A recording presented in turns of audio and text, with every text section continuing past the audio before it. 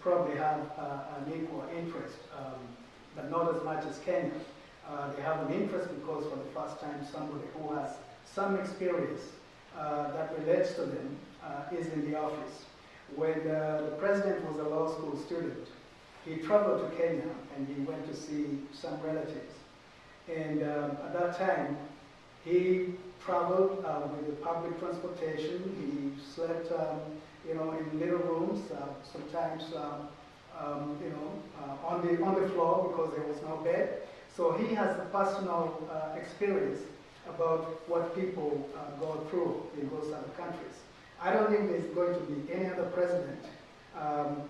Well, one can never say never, but it's going to be quite a while before there is a president with such connections to not just Africa, but specifically one country, Kenya. Although the Kenyans regard President Obama as one of their own, they are also pragmatic. They know that he's an American. They know that his interests, the interests that he stands for, U.S. interests, that's what he's going to push. And at first there was a lot of expectation that now we have somebody in the White House, maybe things are going to change in Kenya. But they soon realized that he would be preoccupied with his own country primarily, and the issues surrounding politics, the economy, health, education, and so on. How do the Kenyans view the U.S. elections? Well, they have a sense that it's democratic, but they also find it very, very perplexing. The notion of the Electoral College, for example, is quite mystifying, as it is to Americans here too. They cannot understand why we need to vote one way and then there's another so-called vote, and how exactly that process works.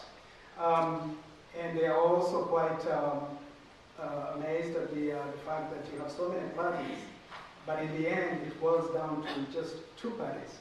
And so there is the question of how much choice really do Americans have when they are going party-wise, when they are voting party-wise. So those are some of the questions that they raise. The popular vote versus the electoral college. That's one of the most perplexing thing, especially because they still remember Gore versus Bush and the way that turned out. It's quite. They try to understand how you can win the popular vote and still lose the election through the college, the electoral college. So those are some of the things that they look at. The issue of money. It's quite obvious that money does influence U.S. elections in terms of the ads that you were talking about.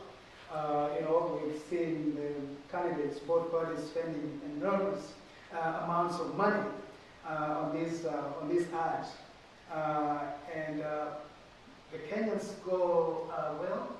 We thought the U.S. voters were quite savvy.